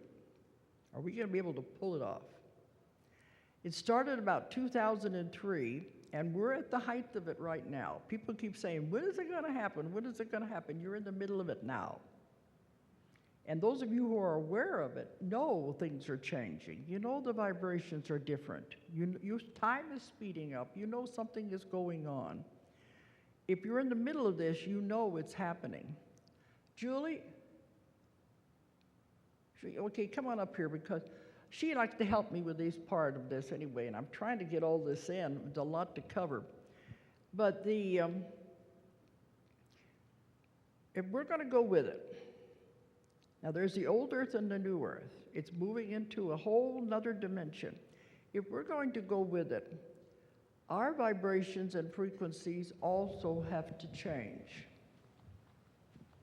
This means the vibrations and frequencies of our body have to change. And it said they cannot change overnight, because if it did, it would destroy the body. It has to happen gradually. So since 2003, our bodies have been changing. The frequencies and vibrations are speeding up in our own bodies as this moves. I just think of some other things I should have said back then, but you always think of things you should have said after the fact. Okay. You may be noticing changes in your body, and it's getting more frequent now. I think it keeps getting different all the time. But it started in 2003. Now, it'll be subtle at first. There are many symptoms you will experience. You probably have already been experiencing for the last several years. It doesn't all these symptoms don't occur at the same time, but you may have some for a few days, and then they taper off. And then maybe a month or so later, or a week or so, you get another set of symptoms. You go to the doctor doesn't say there's nothing wrong with you. Of course, they're going to put you on a pill anyway.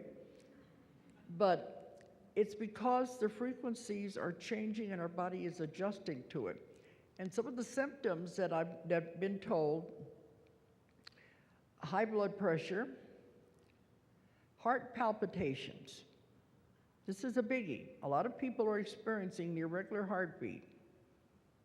And they keep saying, don't worry about these things, because this is the body adjusting. And we have depression. Depression is a biggie. You'll go through a lot of that. And dizziness. Sometimes you'll go for several days being dizzy.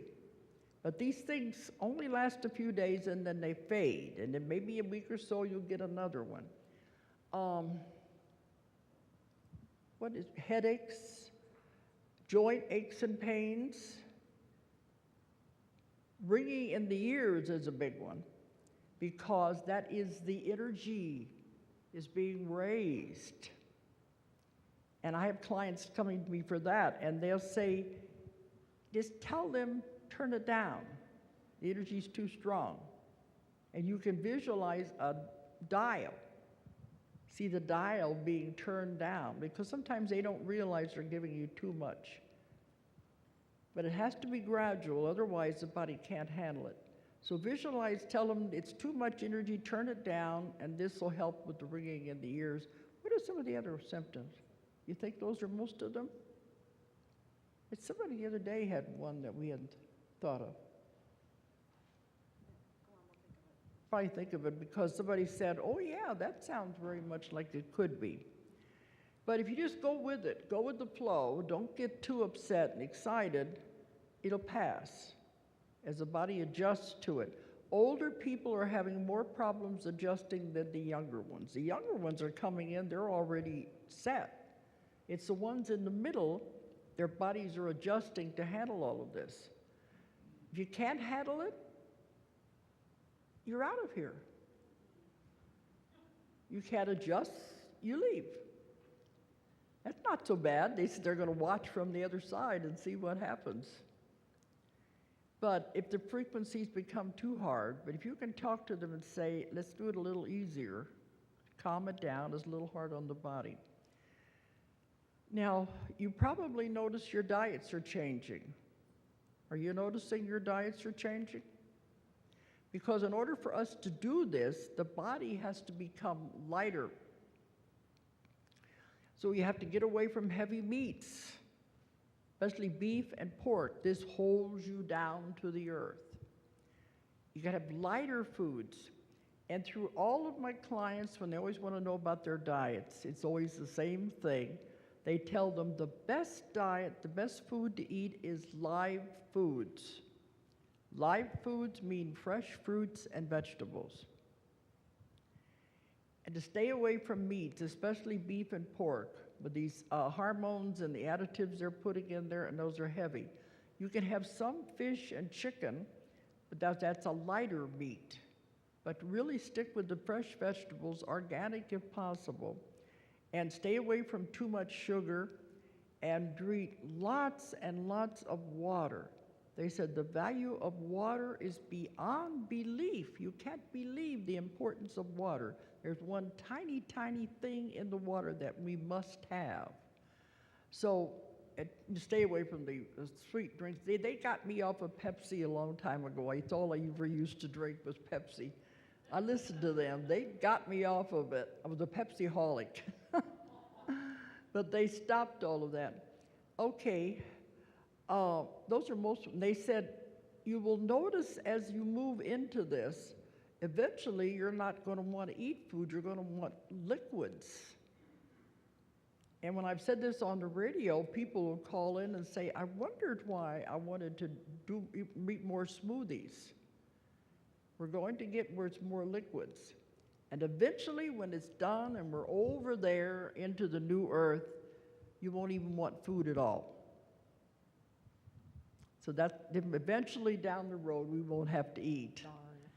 But that's when you go eventually, at first some people say, do I have to die to go? No, you will go in your physical body. This is a physical thing that is happening to the earth and to us. And in the beginning, you take your physical body, and after, I don't know how long it'll be when we're over there, you will turn into a being of light. You won't need anything. But the new earth is so beautiful and so wonderful. Now, the old earth, we're leaving. It's a separating of the two. The old earth is where the negativity is. That's where all of the wars, all of the hurricanes, all of the earthquakes, all these things, the catastrophes are being left with the old earth. Those that are into too much negativity stay with the old earth. They can't change their vibration fast enough to go. It has to be a gradual thing.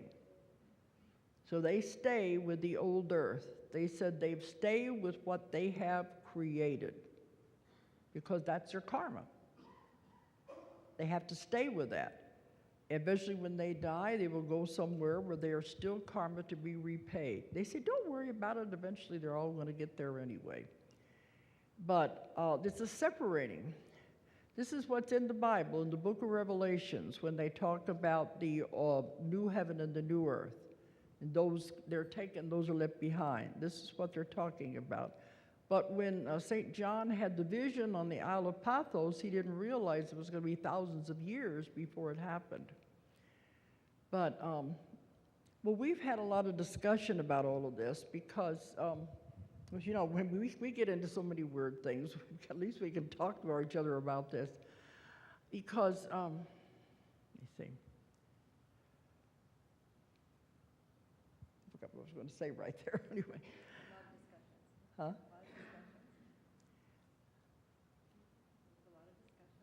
Yeah, it was before that.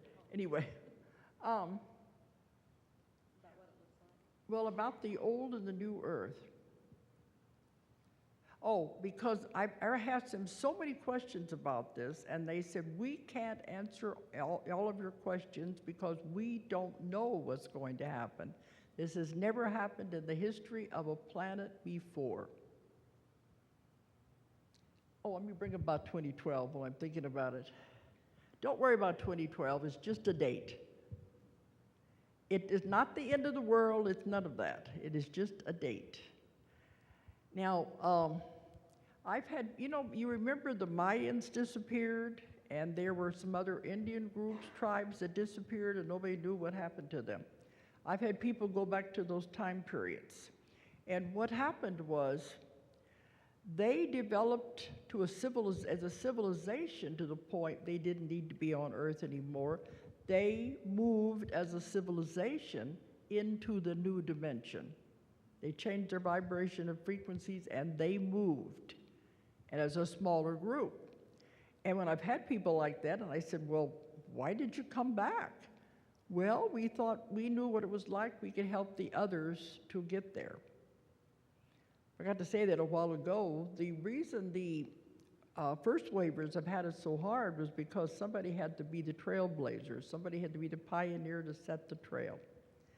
And some of these people who did evolve and go on, they've come back to help show the way. But anyway, the Mayans did this. They knew they could see the future far enough to know when the next big event was going to happen, when the entire world would shift into another dimension. They estimated to be around 2012, and that's when they stopped their calendars because they could see this was when this was going to happen. It's not the end of the world. The end of the world as we know it, because it's going to be moving into this beautiful, wonderful new earth. And we are separating. I don't know if you know Annie Kirkwood. She wrote Mary's Message to the World. For a long time, we were doing lectures and panels and things together, and on one of the panels, she was telling everybody about a vision she'd had. And in the vision, she was shown the earth separating. And I'm gonna have to hold this here. I hope you can hear me. She said she saw the earth as a ball. Then she saw the earth begin to pull apart the way a cell does when it begins to separate. And as it began to pull apart, suddenly there were two earths. The one sitting over here, she heard them saying, "We did it, we did it, we did it." The one over here, she heard them saying, "Poor thing, she died believing all that." So the one will not be aware of the others, just like it says in the Bible. Two people sleeping together, one is taken and one is left. Two people working in a field, one is taken and one is left. So they won't even be aware that anything has ever happened between the two. And when I talked about that at one lecture, this one man came up to me afterwards and he said, "I want you to know I am a businessman. I'm logical. I don't think this way. And this is the first time anything like this has ever happened." But he said, as you were describing the two earths, Annie's vision, that the whole auditorium disappeared. I was in outer space and I saw it happening just the way you said. So he went home and replicated it, reproduced it on his computer, and he said, "You can use it in your book, just don't tell anybody where it came from." And I think it's in Convoluted 2. It shows the two earths, one is over the other, just barely, one is shining. That's the new earth, as we separate from the old earth. Now, why don't you go ahead and tell them about what you were thinking about the, Pollyanna stuff and all that, okay? Okay. Okay. Because they said, nobody knows the answers to these things, but we do the best we can. We're supposed to tell people this is the best we can do. Okay. What I was shown about how this is happening, and it goes along with what she's saying, that picture was replicated of what that one vision was. And I got a visual one day, and it happened with a very simple choice that I made, and it all comes down to choices. So, but first I want to, yeah, that would be right. Where she's talking about the two earths. What they showed me is like, okay, these two are superimposed over each other. Because people are saying, they said, well, if this is happening, how does it look? I can still see all these things. These things are happening out there. I'm on the old earth because look at all these horrible things that are going on. And that's, so what, nothing's happening. And if you look at it, see the two are superimposed over each other right now. That's why you can still see. You're actually in the new earth now, okay? Just stay They with keep that saying, one when for is now, it going to okay? happen? You're You're already already happening. there. You're already there. It's just that sitting here with the old earth and superimposed over the other one, so you can still see what's going on the old earth, all right? Now, and when you see those things, I mean, you have to ask yourself, because you're saying that's what's happening. It's in the world. It's on the news. But is it really happening to you? Is it really in your world? Okay? That's the distinction. Is it really your world? Now, it can be. You can make it your world. You can get emotionally involved in it. You can watch the news and get all caught up in that and make it your world. And what you just did is you jumped from here to here when you did that. Okay? It's so easy right now to jump from one world to the other because they're sitting on top of each other. Now, as you make choices, and that's a huge part of this, is the choices. As you make choices of what you want to think, what you want to do, didn't you hear? That sounds familiar, doesn't it? What you want, that moves you to this one. And every time you make a choice, you move, okay? And they start moving this way. And that's how they start separating.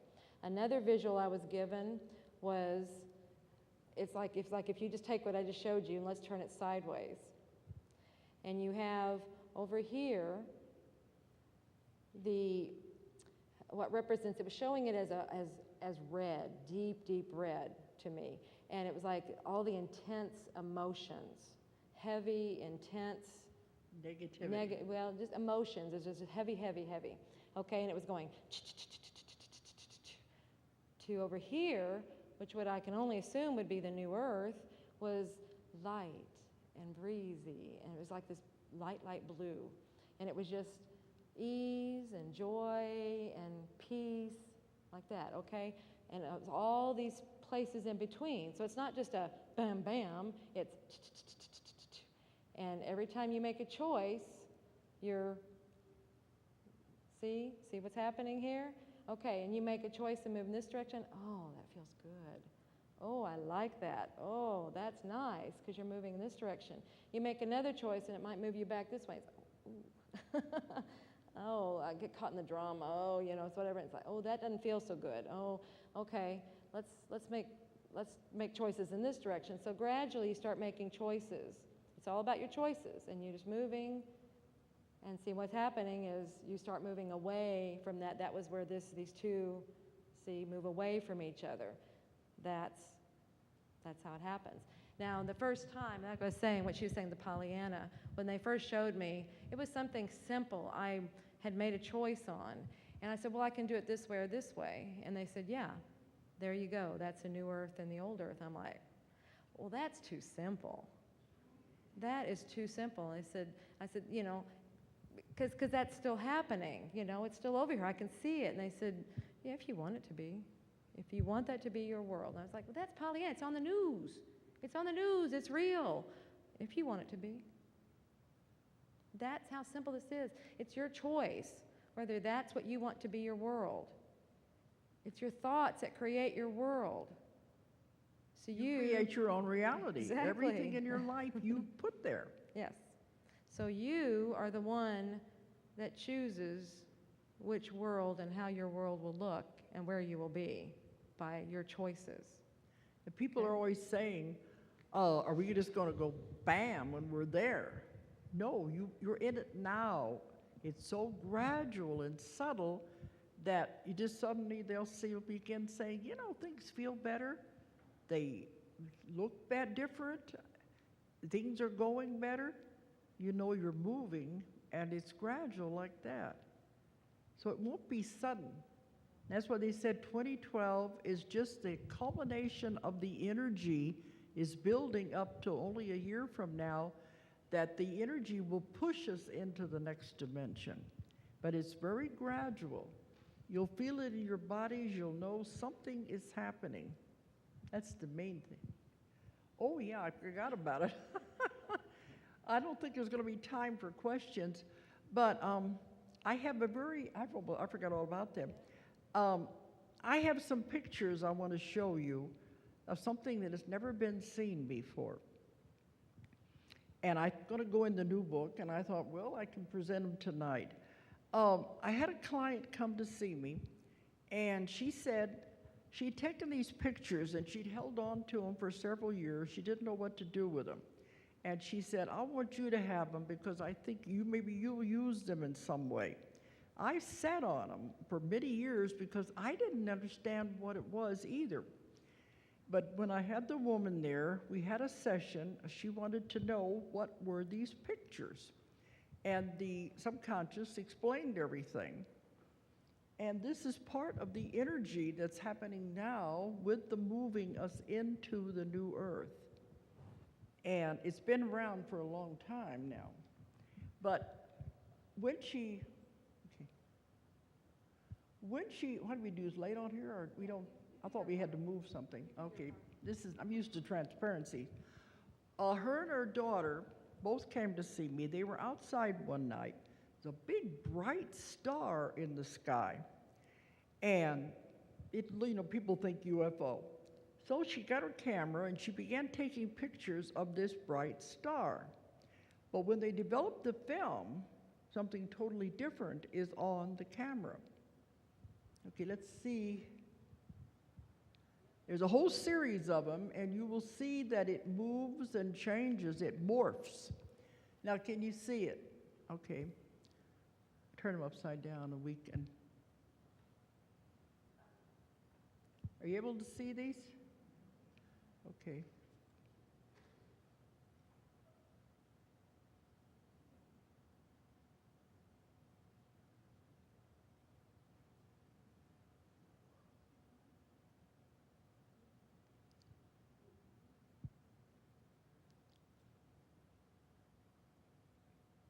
They didn't see any of this until they had the film developed.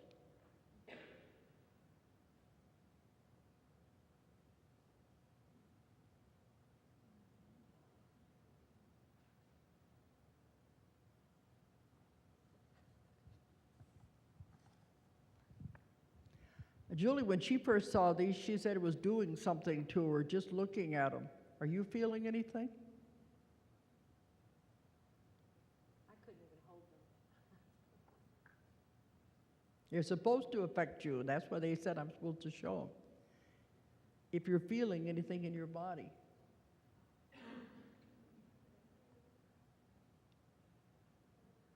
I think that's a good one. Because I put them in the book, it's going to have to be black and white. The colors are different.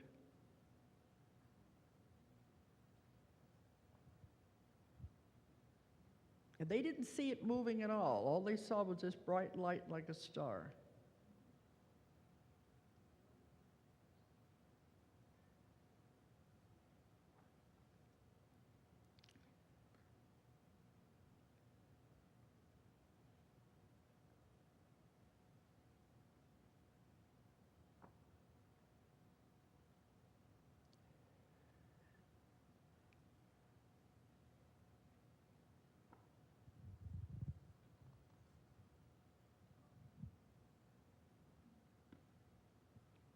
Can you make it out?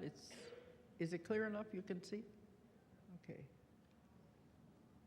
Okay. Julie said when she saw him, it did something to inside of her. She could feel something. So I don't know if you could feel it or not. Okay, and I just made some notes here. This is going in the next book about when I had the session with them and I wanted to know what this was. They said this is the higher forces that are working with the planet, the ones that are trying to keep it in balance, working with the energy grids on both sides of the dimensions, this side and the other side. I said, in the picture it looks almost like a physical object. They said it's an entity. It's elastic. It can spread over a lot of territory by expanding. And it's working on balancing the planet with the energy work. And this even goes all the way down into the center of the planet, and it's enveloping the whole planet they said it's like it's elastic, an embryonic sac as it goes all over the world and is balancing the earth. And I said, well, when they first saw it in the sky, it looked like a star. They said camouflage. I said, it didn't show up until the pictures were enlarged. Then it seemed to change shape. And they thought it was a physical object of some kind. The human eye and the human physical body is not on that vibrational level to be able to see it with the naked eye. Sensitive people can feel its presence, but they can't see behind the camouflage, but the camera picks it up. That was why they were able to get pictures of it. And I said, well, why were they allowed to photograph it? They said, because other people need to see it, and now is the time, and we're moving along on schedule. But this was 2006 when I had the session. And I said, it appears to change shape in the pictures. Yes, it changes size and shape depending on what it's doing. It accommodates itself to the environment it's working in, or the dimension that it is working in, the energy makeup of the dimension. It is a light being. It is an entity. It has elasticity. It's ever moving, constantly moving, with pieces coming off of it that rotate around it and intermesh, and they go all the way down to the center of the earth. And I said, well, what does it normally look like? Or is it just the way the camera picked it up? It wouldn't look normally like that on this side. They mean their side. But through your atmosphere and your dimension, that's what it looks like here, if the camera were to pick it up. It would look different in another star system. Things are affected by their environment. Well, where it comes from, what does it really look like? It's a huge, huge vapor of light. It is so big you can't comprehend it. It's actually much further away than you think it is when you're taking these pictures. And it's photographed as smaller because it is so huge and it's much further away, and it's appearing as a light in the sky, but actually it's from a long, long way away. And it's moving, and it's huge, huge thing. Well, anyway, it's here to help the earth. It's the one that's helping change the energy and the frequency of the earth as we go into this. So there's a lot of help out there, and that's what they said in here too. Don't ever think you're alone, because this is an example. There are always beings here helping you all the time. But it says this is affecting the DNA also of everything. And I think you said when you first saw it, it was almost like you felt it, your DNA. I remember now, I kept looking at, so I was feeling these vibrations and everything, and I said, I don't know what this is, but it's important. That's all I could feel, is this is really, really important. Because it said the image that's in the sky works on the outside into the center of the earth. It affects everything, the people, the animals, the plants, anything in the vicinity. Your DNA is also being affected because DNA is energy encoded into physical matter. This is light work, and it's part of the plan of the planet as it grows and develops and moves into the new earth, the new dimension. This is not the first time this thing in the sky has performed this type of work. This is what it does, and it comes when it's needed. So it says you need to know these things. Anyway, I've had some people send me pictures of UFOs. They think it's UFOs, like that scribble parts. And they said it was a UFO. They picked it up when they took the pictures. So anyway, I said, most people think of UFOs, and they were emphatic. No, this is not a UFO. It's higher than the angelic realms. Physicists will understand it one way. Scientists will have other explanations, but others will feel it at a soul level. So I've been holding on to those pictures since 2006, yeah. And I thought, well, maybe now I understand enough about the new earth. Maybe we can talk about it, and I can put it in a book and maybe understand it. But isn't it amazing? They said the human body and the human eye can't see it because of the frequency and vibration it is vibrating at. We see it as a star, as a light. The camera picks it up in a different way. But the woman, she gave it to me and she said, I think maybe you're the one that can do something with it. She didn't want to just give it to anybody. So this is the first time I've ever shown the pictures and talked about them. So I'm hoping, can you understand a little bit about it, or is it too deep? You understand? Okay, so you're the first ones to know about this anyway. So we are advancing and we're moving. This is a very amazing time you're living in right now. Wonderful, wonderful things are happening. And for you to move, there are things you have to do. If you want to go with the new earth, first you got to get rid of karma. Remember I said karma holds you with the old earth. You have to come back and repeat. You got to get rid of the karma.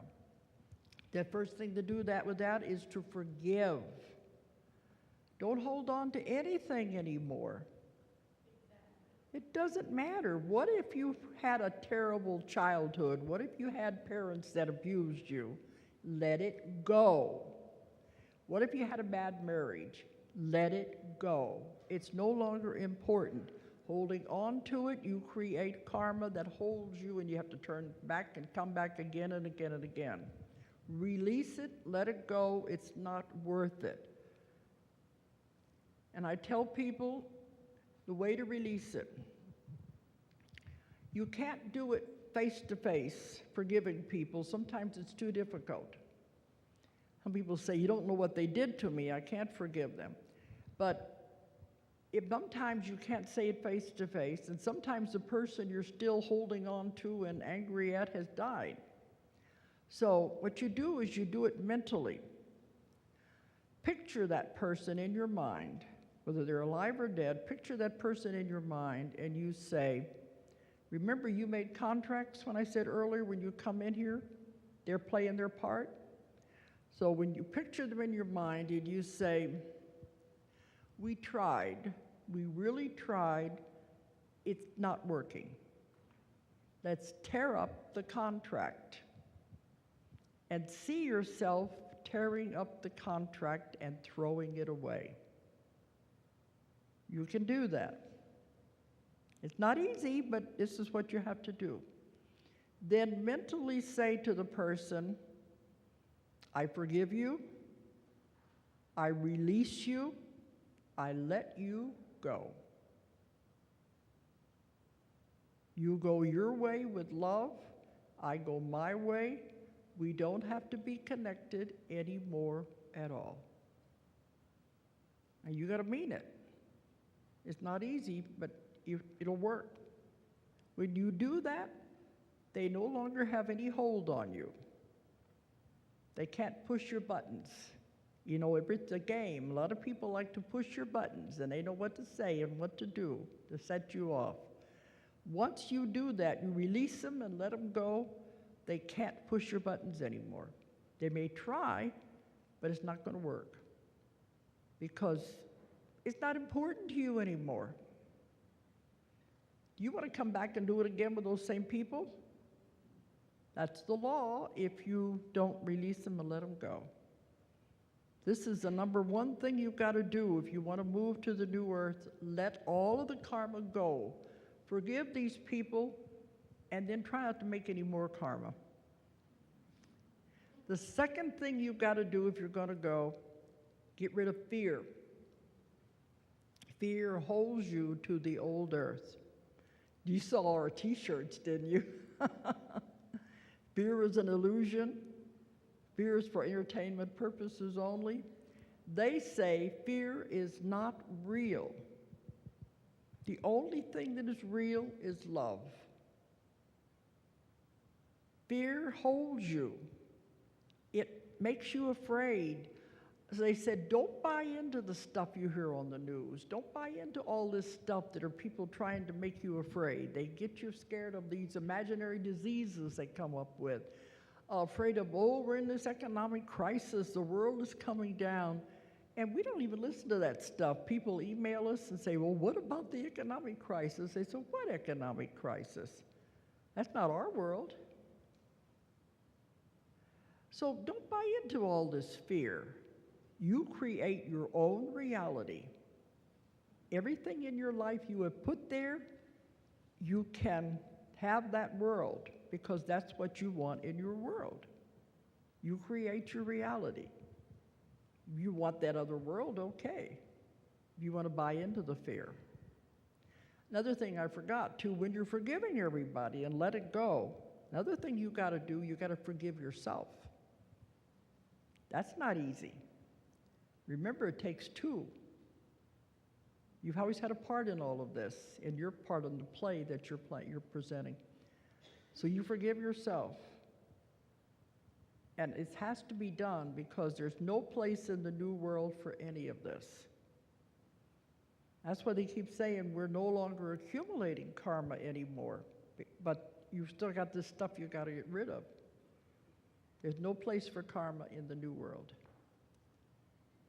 So does this make sense to you? If you want to go and it's going to be beautiful and wonderful, or you want to stay with this other earth that's destroying itself, it's up to you. If you want to go, forgive, let go of karma, and then let go of fear. And we're in for a beautiful, wonderful experience. And that's where we're all headed. And I'm out of time, and I have no time for questions. So I hope I gave you a lot of information anyway. Okay. Okay.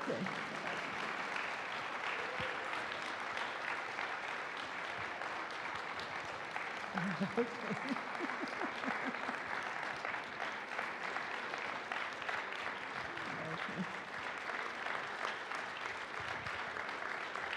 Thank you.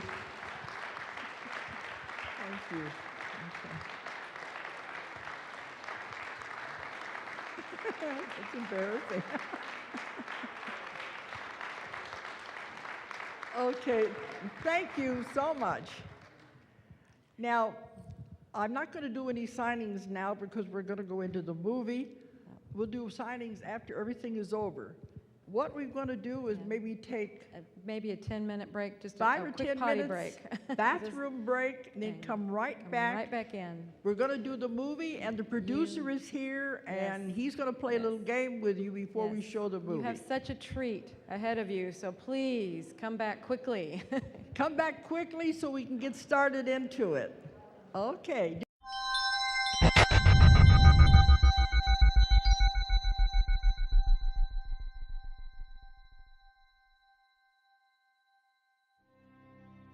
You can learn the QHHT process by coming to one of the classes.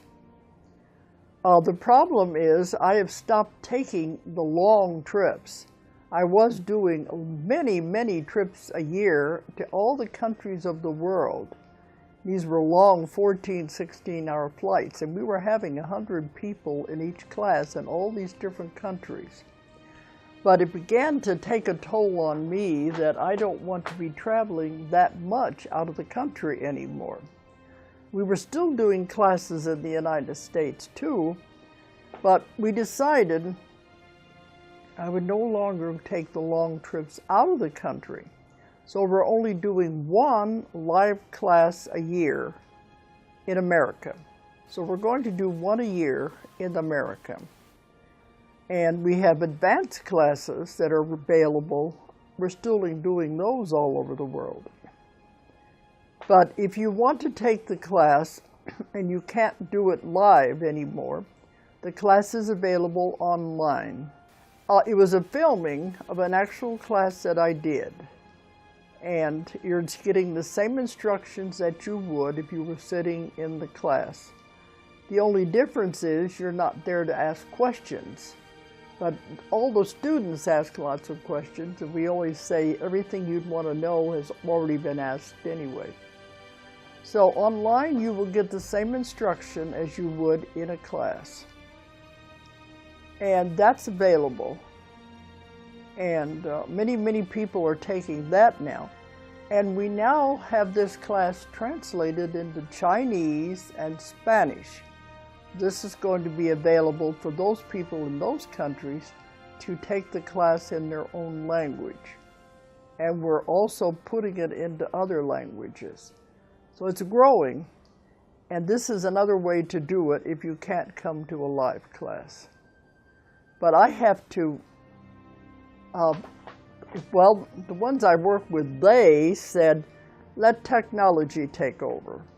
Then rather than me traveling all over the world, let technology take over. You have the equipment, use it.